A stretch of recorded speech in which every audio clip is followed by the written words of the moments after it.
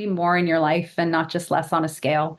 I think Mm. take up more space. Don't be afraid to take up more space and try to take in more in your life.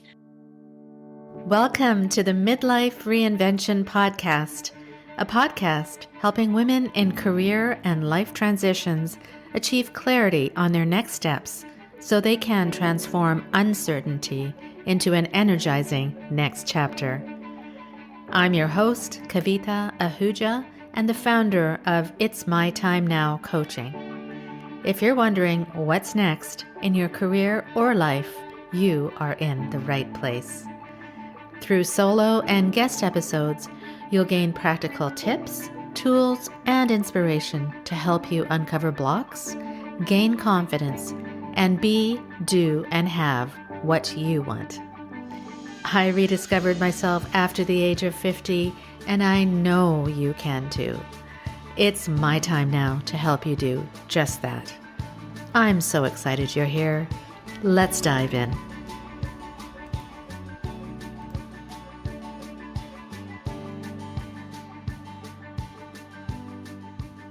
Welcome to another episode of the Midlife Reinvention Podcast. Before we begin, I'd like to ask you, how stuck are you feeling right now in your career or life? Don't really know? If you want to know exactly how fulfilled you really are in your career and life, take my quick life and career fulfillment quiz right now. You will get an instant score and reasons behind why you may be feeling like this right now. Click the link in the show notes now to get your instant score.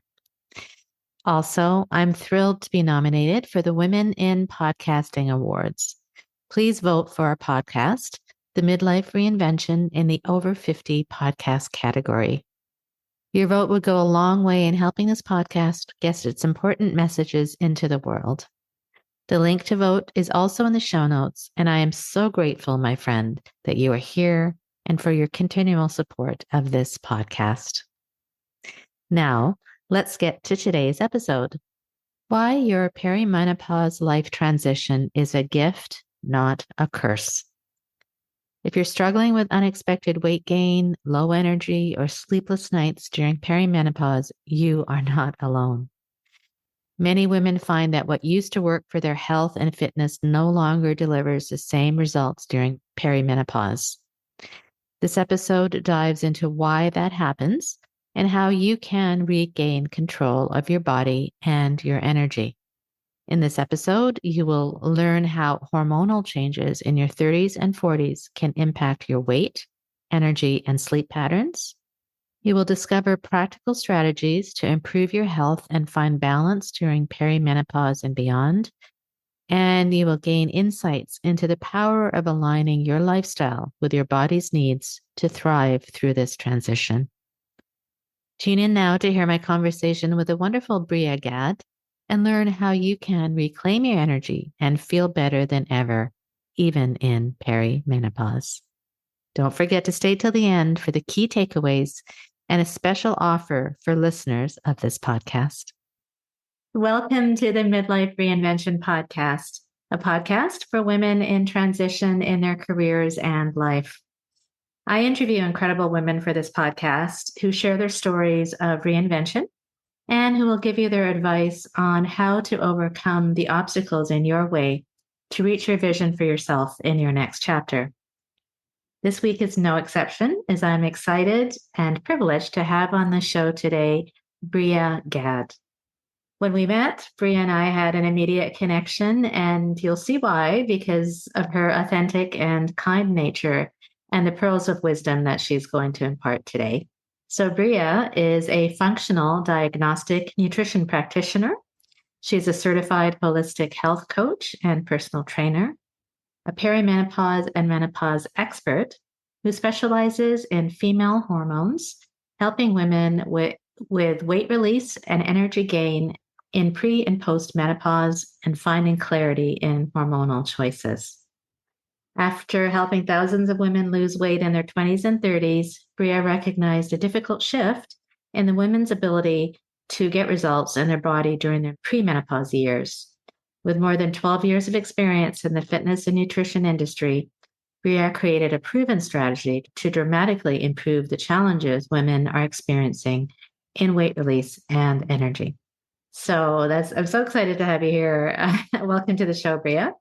Thank you, Kavita. I'm so pumped to be here. I love your podcast, and I agree. We've absolutely connected. I love what you do and what you bring to the world. So I'm really honored. Thank you so much. Yeah, there's a definite synergy here. So you have so many qualifications, and you've helped so many thousands of women. So it's just so important, this topic, firstly. And I just wanted to ask you, just to start, maybe you're now focused on women in pre and post menopause, and so what triggered this focus in this stage of life for women, and what led you to doing this? Maybe you could just tell us a little bit about your story, if you have a story of reinvention or just how you got here.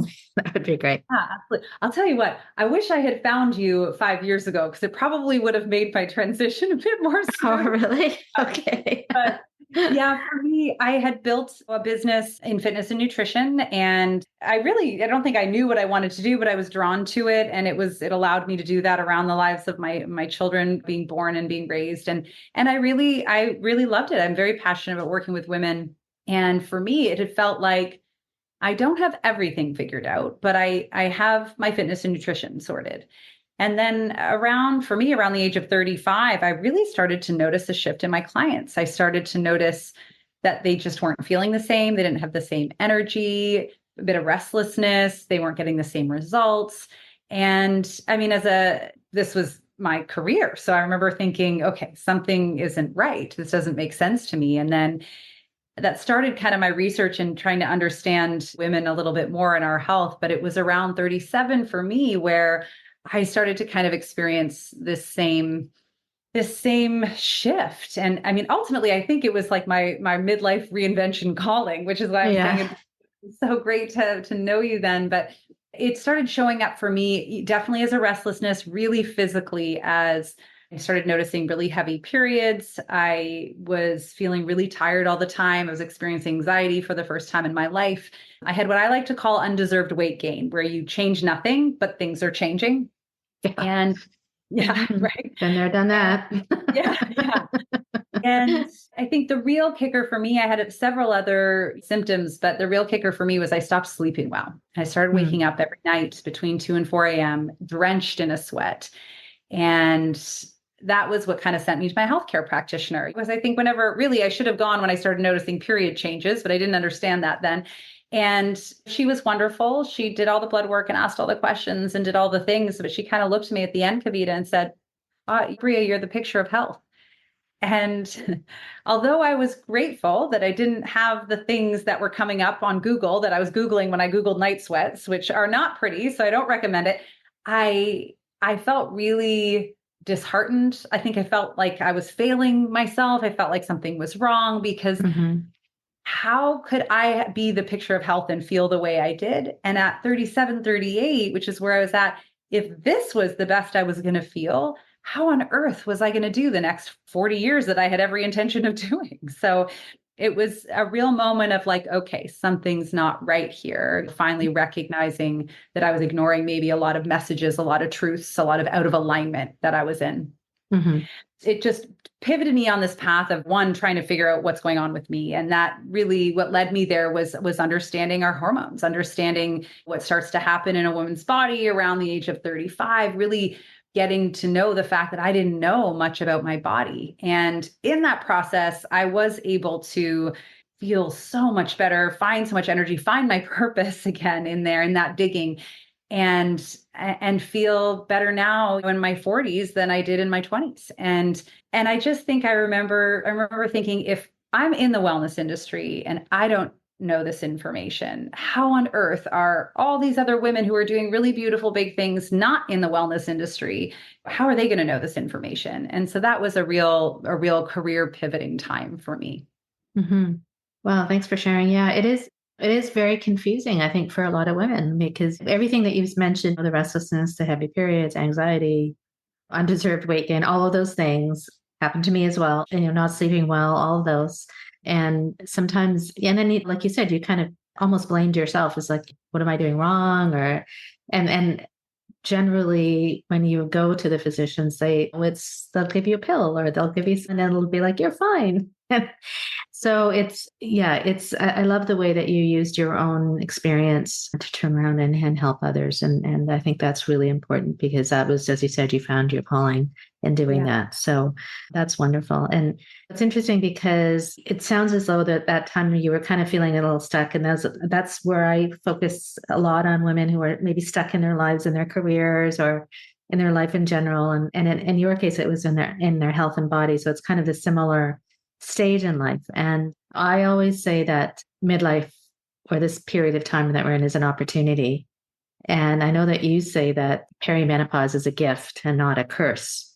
Yeah. So I want to get your feedback as to why you feel that way, because a lot of women would say, no, it's not, it's a curse. Yeah. So like, maybe you can, I mean, I know why I say midlife is an opportunity, because it is. It's your outlook, I believe, right? But tell me a little bit about that and why you think perimenopause is absolutely. a gift. And I think for me, my symptoms manifested very physically, and I think inevitably they do. But what I recognized in that part is that I was living out of alignment in many areas. So when I think about why I deeply believe that perimenopause kind of happens for us like a gift instead of happening to us like a curse, is because this shifting of hormones, I think it's important to understand a couple things are happening. So when this shift begins, it's a transition.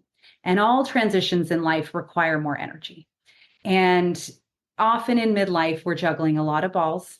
And we don't really have any slush time for other things to come up. Mm-hmm. And so this added energy drawdown that starts to happen really starts to highlight the things that aren't serving us or that are out of alignment, because those things are all sucking our energy. And if we don't address those, it really becomes this added stress, and it will fundamentally show up in our health. And I think we've just accepted it and kind of said, oh, it's our hormones. Oh, it's our hormones.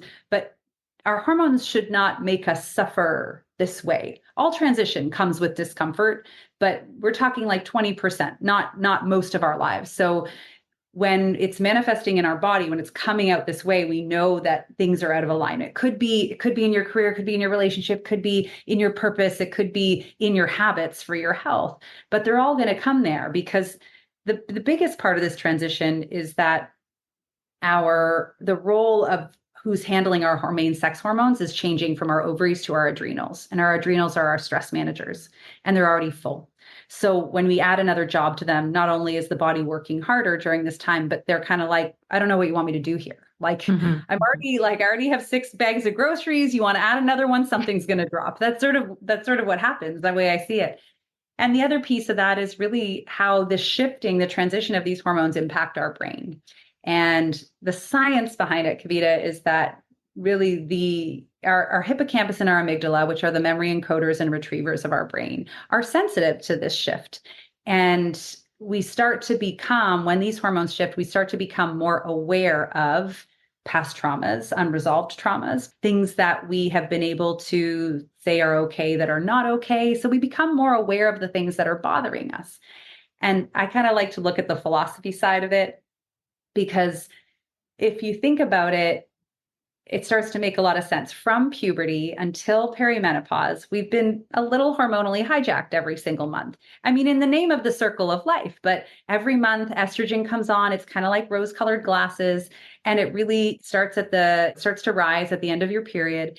And it makes us amenable to procreate and also to prioritize our children so that they survive. So it's a mechanism for the world. And now we're at this point where that's going away. And so I think a lot of us think we're frustrated. We feel like we can't be ourselves, but ultimately we're now creating space for our mind to be really aware of what our needs are and starting to set those boundaries. So I think when we're living really out of alignment, or we haven't set boundaries or not meeting our needs, we start to get really irritated during this time. And that irritation shows up in many ways: restlessness, physical irritation, and just general, they call it meno rage, right? We hear this thing, but I think that there can be some issues with our hormones for sure during that. But fundamentally, it's these rose-colored glasses coming off. So we're like, oh, hey, this is how I really feel without hormonal hijacking. This is how I feel. And now it's time for me to deal with it so that we can head into this next phase of our life where we have actually more creativity, more opportunity for confidence, more bravery, all of these things. And we're not being hormonally hijacked in the name of procreation to make our dreams come true or live the life that we want, whatever that is. So it's all kind of setting us up for another 3-4 decades of the life we're meant to live if we address it now. Hi, my friend. Kavita here. Do you often feel blocked from moving forward? We all feel that way at times. These are referred to as energy blocks. I've created a short, actionable PDF guide to help you release your negative energy blocks. Click the link in the description to download it now for free. Now, let's get back to the episode. So interesting. The way you've described it, I've never actually heard that described this way. So it really, and it's just like, ooh, because what you said that really, really attracted me was you said that all transitions require energy. So there's an energy drawdown. And that makes so much sense to me because what I talk about is in my practice is this catabolic energy, which is a negative energy, right? And when you have that, it doesn't allow you to see the possibilities and the opportunities, right? Whereas you said that if you have more room for this positive or anabolic energy, then it allows you to face the next stage or whatever with more opportunity, more confidence, more creativity. So it's just kind of interesting how that piece really is along alignment. And then how the hormones impact our brain and that more that we're more aware of past traumas. I didn't really kind of knew that, but I didn't hear it explained that way. So thank you for that. Yeah, that's because it is, but it's like you can't blame the hormones. It's about like what exactly happens when there's a right. So yeah. Some of it is the transition, and some of it's energy drawdown. I think we hear a lot of people having less patience, being more frustrated, low libido. All of these things require energy. So if we don't have enough to begin with, that's going to naturally happen. And then there is a hormonal impact as well. But I think if our energy supply is meeting this energy demand, then we can handle the stress. We can handle the transition quite well. Dysfunction in the body. So then I guess the question becomes then how do we increase this energy? Like how do we, it's being depleted, the drawdown. So how do we increase energy reserves, I guess would be the question. Yes, being in this time in our life. It's a great question. So I think I have kind of the way I like to look at it is really we have like 3 key phases of healing. And this is one of the things why I've fallen in love with your work so much because it just slots right into such an important phase, I think, in this. But I'm going to give metaphors because I love please, me too. I have one that I used to use and then a new one I'm working on. So I'll share them both. But okay. I think when we think about this transition, most of the time people don't think about it until they're uncomfortable, right? So until we're having symptoms. If we're having symptoms that are happening more than 20% of our life, I'd say, because usually, if someone just has a headache or a hot flash once a week, they're not going to think anything of it. But so we're having something that's impeding our life.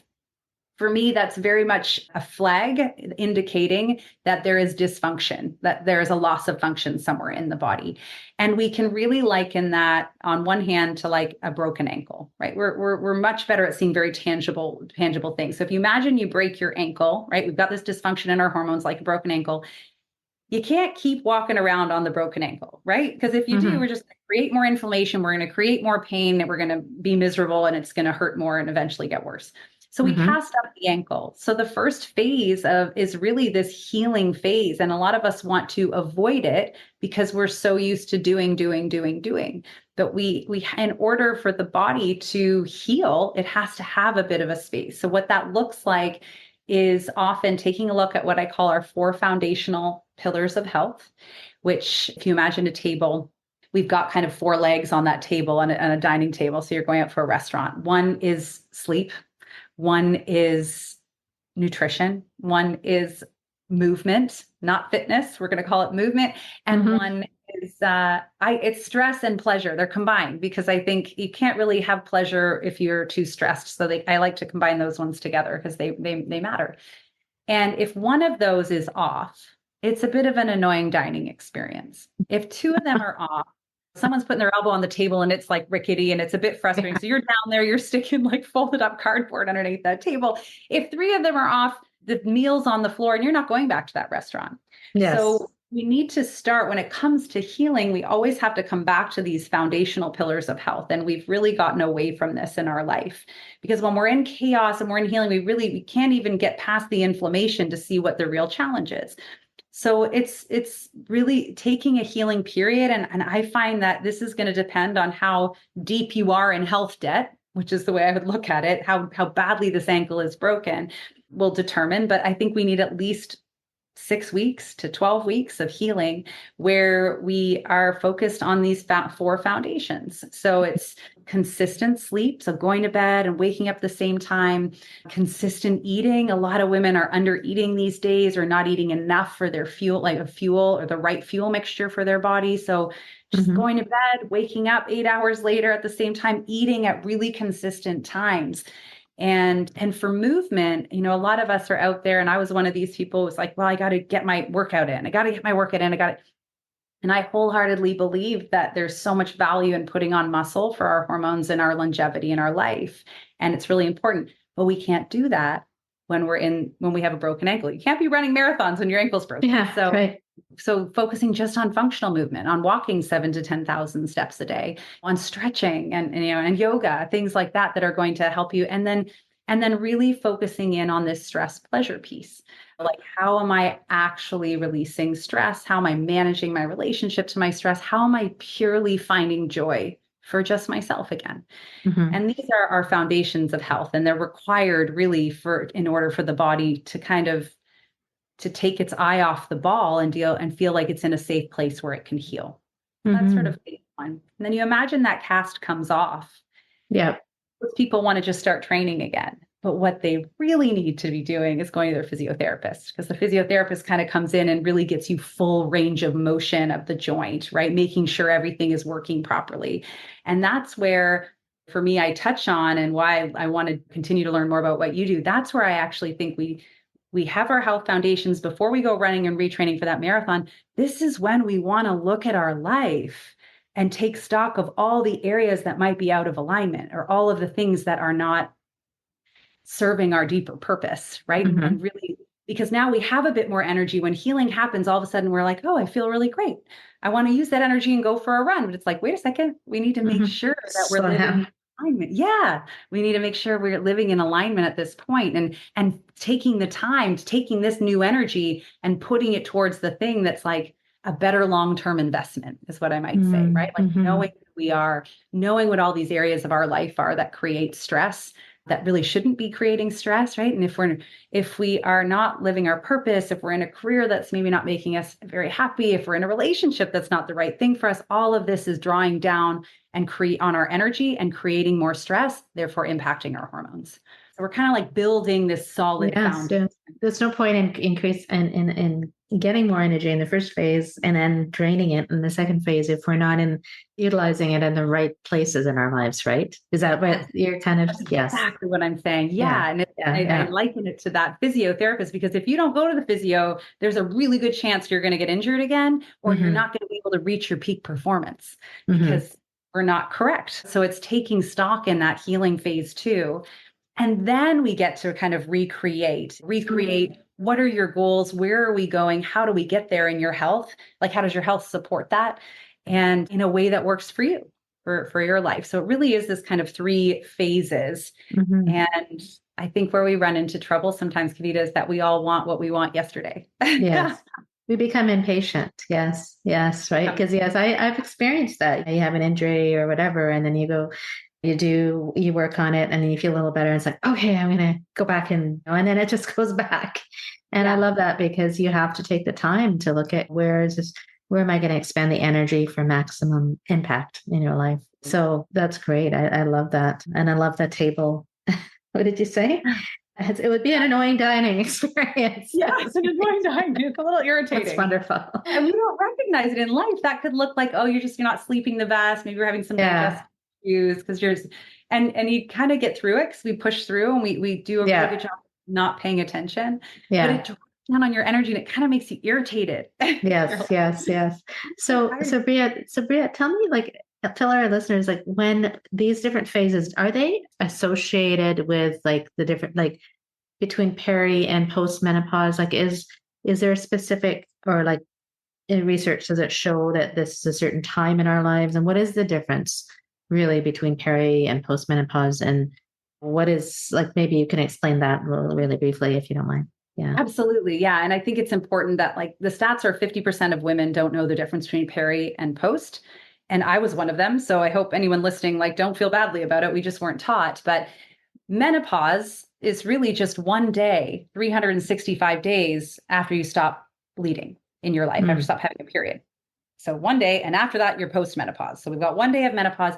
Everything leading up to that, which starts around the age of 35, is a reverse puberty. It's really like how puberty kind of starts around 12, 13. Perimenopause kind of starts around 34 to 36, 37.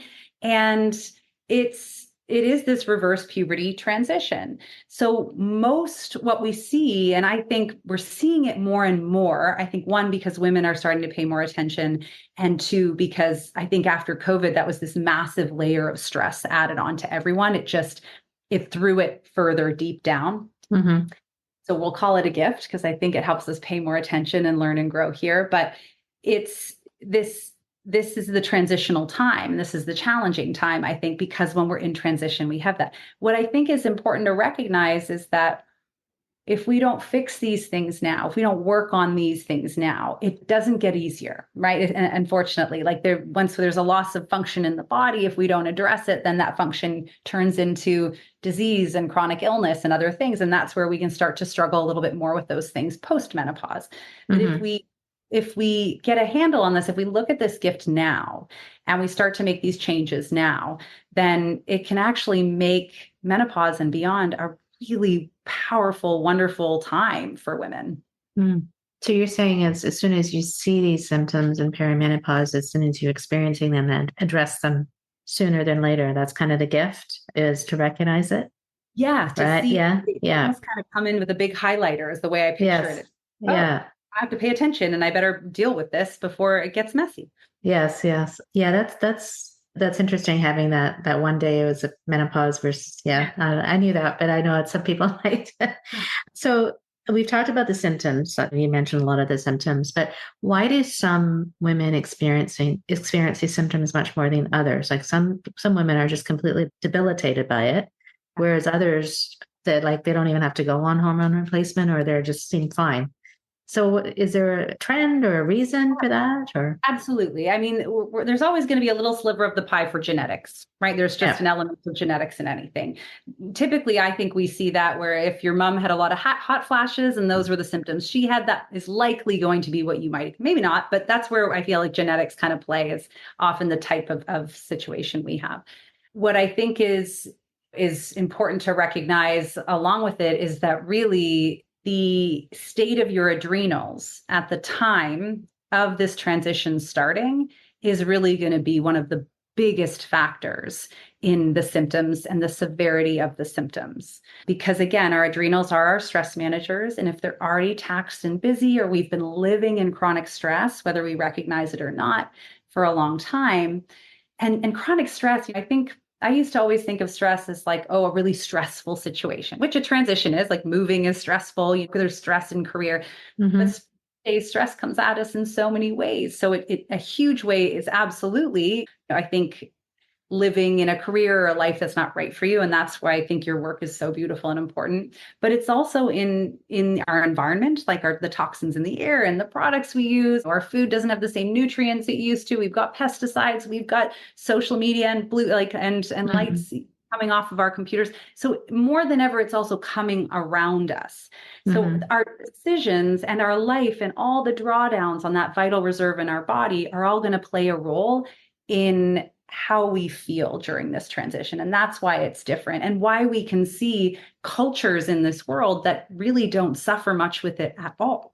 So it is not saying it's just a North American thing. I see it, we see it in Australia, we see it in a lot of the first world, because this is how we live. But we don't see it the same in many countries. Japan has almost no instances of hormonal issues. Yeah, much lower. Is that true? Really? Mm-hmm. Interesting. Yeah, and you can see it in what they call the blue zones of the world, right? The blue zones. Yes. Talked about this. Yes. We've talked about this. Yeah. So we don't have nearly the same. I mean, transition is still there. And so it's unrealistic to think you're not going to experience something, because that is the nature of change. Mm-hmm. But what I'm saying is that if we are experiencing it more than 20% in our life, we know it's time to really pay attention, because something gone awry. Yeah, that's so true. I mean, I never, again, like the stress can come in many ways, and thinking about what people who live in like places like Japan or wherever, that they don't have these added stresses that we either society puts on us or we put on ourselves. So interesting. I'd love to see the data there. But I think I'm going to look into that, because that's very interesting. Look into it. Yeah. You talk about that catabolic energy that you talk about so beautifully, which kind of blew my mind when we had you on my podcast. And like that alone, like stresses the body out. And when that's around, our cortisol is up, which means our hormones are not being produced or balanced or dealt with properly. Whenever that's around, we're going to deal with more hormonal issues than others. Yes. Wow. Okay. Well, that's interesting. Thank you for sharing that. That's really interesting information. Love that. So the other things that you say, Bria, is that you say that doing less is actually the key to getting results in perimenopause. I don't know if you've covered this somewhat in what you mentioned, but you talk about 3 steps to guarantee that you get results in any pursuit in perimenopause. So is this the table thing, or is this something that's the table I jumped thing? ahead. Okay. Okay. So, it really is. We need to be we need to slow down so we can hear the messages from our bodies.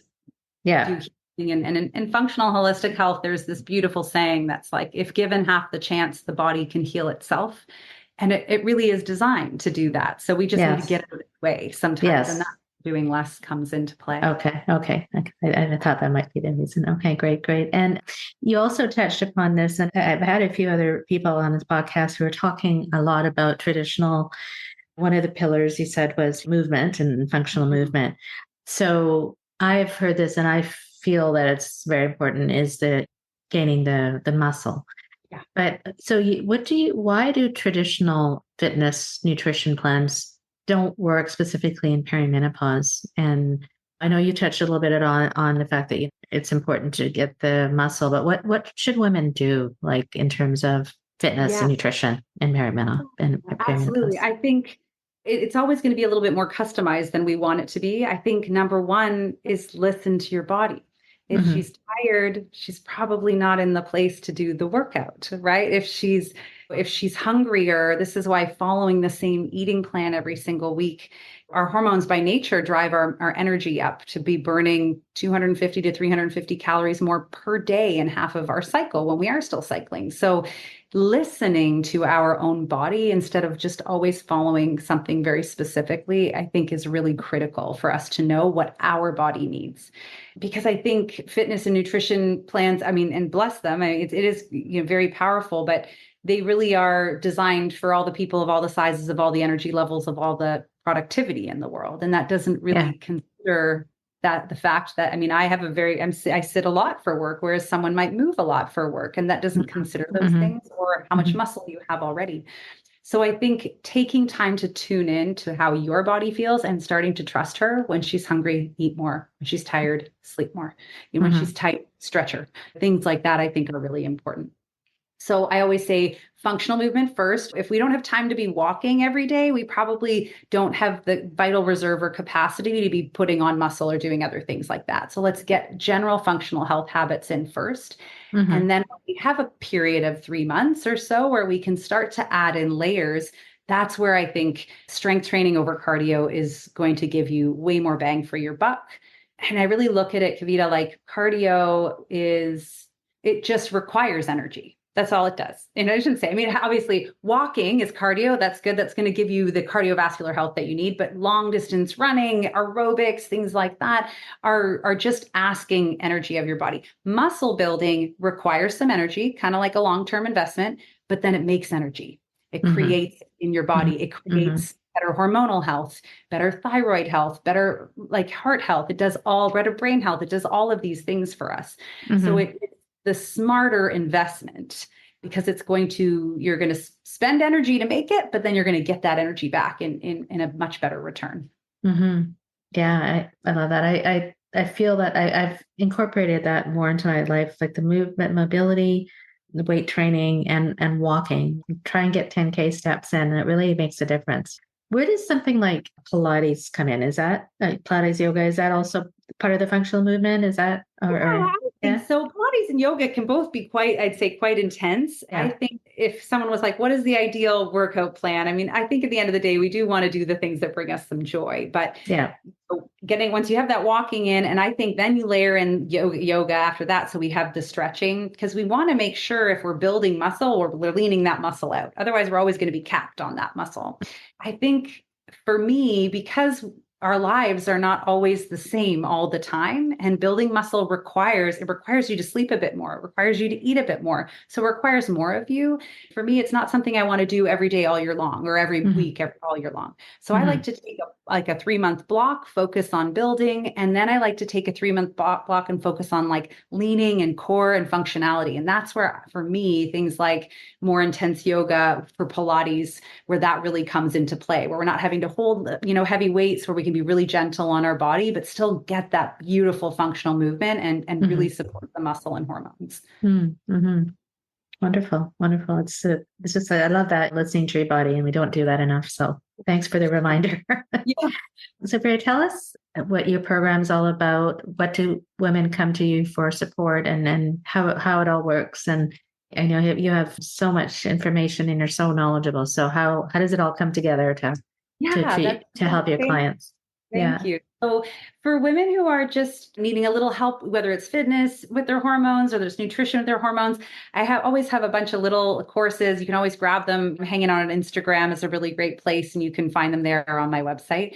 But my deeper work, if we know we're needing this healing time, sometimes we find we need functional testing. We need to really customize something. So I do offer one-on-one private coaching and a group coaching program where we can actually get into the stress hormone panel, where we can get into gut health and pathogens, what's going on in there. We can make sure we're absorbing our nutrients and all the building blocks that really matter for optimal hormones during this time, because all the workouts and all the nutrition and even all the sleep in the world can fail us or can keep us short if we have a loss of function. So really the other way is through functional testing and a 90-day protocol where we work together.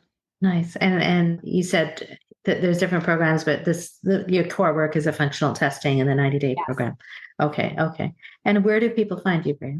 Yeah. So, you can always come hang out at the Period Whisperer podcast as well, or on Instagram, but probably best to go to briatheperiodwhisperer.com. And if you ever want to do a free consultation or just learn a little bit more about what I do, that's going to be the best place. Yes. Yes. Your Bria's podcast, Period Whisperer, is amazing. So you must check that out too. A lot of great information and some great guests. So thank you so much. I just wanted to maybe if you could just for the listeners who I think both of our kind of audiences that we both talk to are really kind of feeling stuck in whether it's in their bodies and their minds and their careers and generally in life. And just maybe a last kind of word or two to help these women who might be experiencing what the stuckness in their life right now.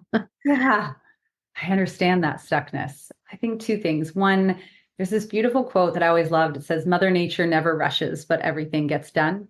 And I think because our bodies, as women especially, are very cyclical in nature, I think it's such an important thing to recognize that in midlife, which are the women we're talking to, this really is almost like an autumn fall energy time for us to take a step back, take a look at what's serving us, what isn't, and does require us to take a step back before we take 3 steps forward. We need autumn and winter before we can have that spring and that summer and all that beautiful stuff. So be patient and recognize that it will get there.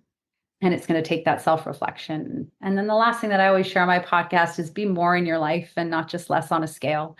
I think take up more space. Don't be afraid to take up more space and try to take in more in your life. Not more to do, but like fill that cup up with yourself. And if you don't know how, that's where you want to start.